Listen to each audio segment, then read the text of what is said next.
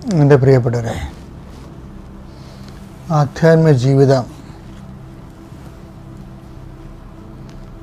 ജീവിതബന്ധിയായിട്ട് ഓരോ ദിവസവും പുരോഗമിക്കുന്നതാണ്. അത് പലപ്പോഴും അനുഭവങ്ങളിലൂടെയാണ് പുരോഗമിക്കുന്നത്. ഓരോ അനുഭവങ്ങളിലും ദൈവത്തിന് എന്തെങ്കിലും കാരണങ്ങളുണ്ടാവും. ആ അനുഭവത്തിലൂടെ നമ്മളെ കടത്തിവിടുന്നതിലൂടെ ദൈവത്തിന് എന്തെങ്കിലും കാരണങ്ങളുണ്ടാകും. ആ കാരണം ദൈവികമായ കാരണങ്ങളാണെന്ന് പറഞ്ഞുകൊണ്ട് നമ്മൾ ദൈവത്തിന് സമർപ്പിച്ച് കഴിയുമ്പോൾ ആ വിഷയത്തെക്കുറിച്ചുള്ള ഭയം കുറഞ്ഞു വരും. ഞാൻ എപ്പോഴും ഓർക്കാറുണ്ടേ, മറിയത്തോട് ദൈവം ആദ്യമേ കാണുമ്പോൾ പറയണത് ഭയപ്പെടേണ്ടതാണ്. എന്നുവെച്ചാൽ ഭയപ്പെട്ടു പോയാൽ എല്ലാം തൊലയും. അതാണ് വിഷയം. ഭയപ്പെടരുത്. നമ്മൾ പാമ്പ് കടിച്ചു കഴിഞ്ഞാൽ എന്താ പറയണത്? ഭയപ്പെടരുതെന്ന് പറയും. ഇപ്പം ചില ആൾക്കാരൊക്കെ ഈ ഇരിച്ചങ്കന്മാരൊക്കെ ഭയപ്പെടത്തില്ല. കഴിഞ്ഞ ദിവസങ്ങളൊരു സാക്ഷ്യം ഉണ്ടായിരുന്നു. ഒരാളെ പാമ്പ് കടിച്ച്, അപ്പോൾ പാമ്പ് ടെസ്റ്റ് ചെയ്തപ്പോൾ പാമ്പിനെ കൊണ്ടുവന്നില്ലെങ്കിലും ഡോക്ടർ അറിയാൻ കരിമുറുക്കനാണെന്ന് മനസ്സിലായി. പക്ഷെ ഡോക്ടർ പറഞ്ഞില്ല പേഷ്യൻറ്റിനോട്. എന്താണ്? അയാൾ ഭയപ്പെട്ടു പോകുമെന്ന് പറഞ്ഞുകൊണ്ടാണ് പറയാതിരുന്നത്.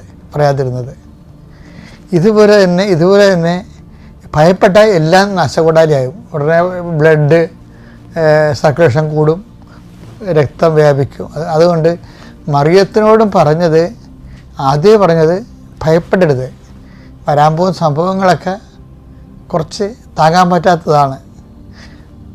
പക്ഷെ ഔസേപ്പിതാവിനോട് അങ്ങനെ പറഞ്ഞില്ല, ഭയപ്പെടരുതെന്ന് പറഞ്ഞില്ല.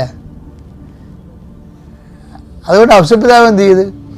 ഔസേപ്പിതാവ് നോർമലായിട്ട് ഭയപ്പെട്ട്, മാതാവ് ഭയപ്പെട്ടില്ല. കാര്യം അതാണ് ഇത് വ്യത്യാസം വരണത്. ലൂക്ക 1:30 വായിച്ചേ. ദൂതൻ അവളോട് പറഞ്ഞു, മറിയമേ, നീ ഭയപ്പെടേണ്ട.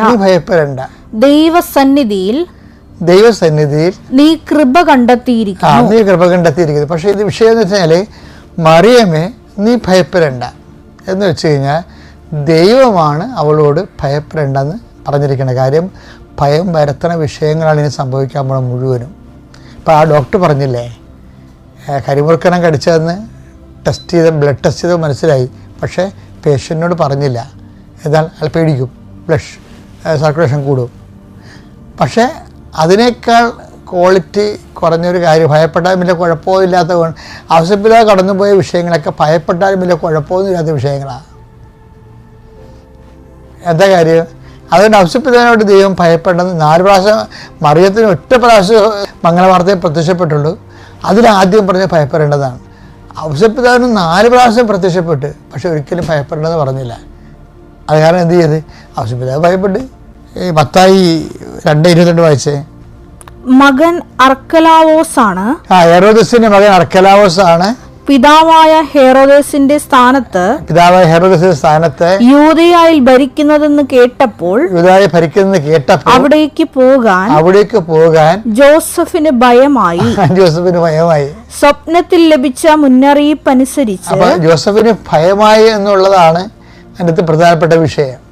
എന്ന് വെച്ച് കഴിഞ്ഞാൽ ഈ ഒരു സെക്ഷൻ മറിയത്തിന് ആ ക്ലാസ് എടുക്കണില്ല. അതായത് മറിയത്തിന് എടുത്ത ക്ലാസ് എന്താ വെച്ച് കഴിഞ്ഞാൽ ഭയപ്പെടേണ്ട, 1 പ്രാവശ്യം പറഞ്ഞുള്ളൂ. ആ 1 പ്രാവശ്യം പറഞ്ഞിട്ട് പിന്നീട് മറിയത്തിൻ്റെ ജീവിതത്തിൽ സംഭവിക്കുന്നതെല്ലാം പലതരത്തിലുള്ള മനുഷ്യൻ്റെ തകർക്കണ അനുഭവങ്ങളാണ്. പ്രഗ്നൻ്റ് ആകുക, പിന്നീട് സംഭവിക്കുന്ന ഓരോ കാര്യങ്ങളും. അപ്പോഴൊക്കെ മറിയം ഭയപ്പെടേണ്ട എന്ന് പറഞ്ഞ വാക്കിൽ വിശ്വസിക്കുമായിരുന്നു. അതുകൊണ്ടാണ് മറിയത്തെ കാണുമ്പോൾ ഭാഗ്യവതി. എന്താ കാര്യം? കർത്താവ് നിന്നോട് ഭയപ്പെടേണ്ടെന്ന് പറഞ്ഞില്ലേ, അതിൽ നീ വിശ്വസിച്ചില്ലേ. അതാണ് പരിശുദ്ധാത്മാവ് എലിസബത്തിലൂടെ പറയുന്നത്. വായിച്ചേ, ലൂക്ക 1:45. കർത്താവ് അരുൾ ചെയ്ത കാര്യങ്ങൾ നിറവേറുമെന്ന് വിശ്വസിച്ചവൾ ഭാഗ്യവതി.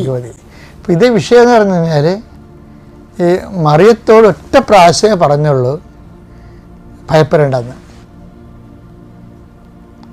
ഔസേപ്പിതാവിന് 4 പ്രാവശ്യം പ്രത്യക്ഷപ്പെട്ടിട്ടും ഭയപ്പെടേണ്ടെന്ന് പറഞ്ഞില്ല. ഔസേപ്പിതാവ് ഭയപ്പെടുകയും ചെയ്തു, അത് നമ്മൾ കണ്ടത്. പക്ഷേ എൻ്റെ വിഷയം എന്ന് പറയണത്, മറിയത്തിനോട് ഒറ്റ പ്രാവശ്യം പറഞ്ഞപ്പോൾ മറിയത്തിനൊരു 4 പ്രാവശ്യത്തിന് 40 പ്രാവശ്യം പ്രത്യക്ഷപ്പെടേണ്ട കുറേ വിഷയങ്ങളുണ്ടായി മറിയത്തിൻ്റെ ജീവിതത്തിൽ.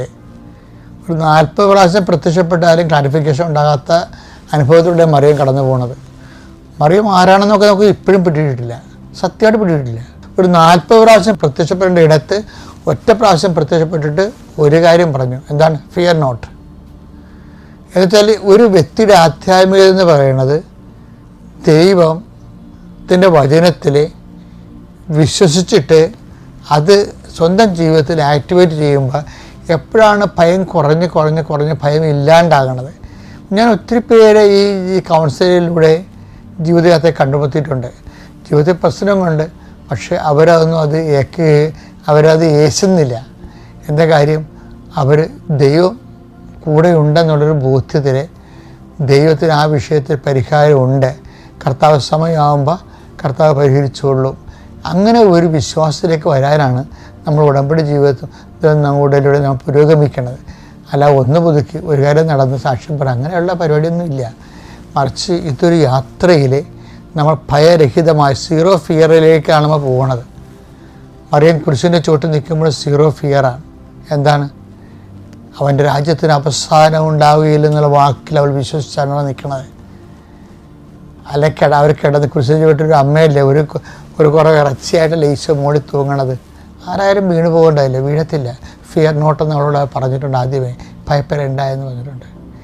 ഈ കുരിശുമരണത്തിൻ്റെ തലേ ദിവസം അമ്മയ്ക്കൊന്ന് വേണമെങ്കിൽ ദൈവത്തൊന്ന് പ്രത്യക്ഷപ്പെടാമായിരുന്നു. മറിയം നാളെയാണല്ലോ ദിവസം, ഭയപ്പെടരുതെന്ന് പറയാമല്ലോ. പക്ഷെ പറഞ്ഞില്ല. മറിയം കുറിച്ച് വിട്ട് ഭയപ്പെടാതെ നിൽക്കുമെന്ന് ദൈവത്തിന് നല്ല വിശ്വാസമാണ്.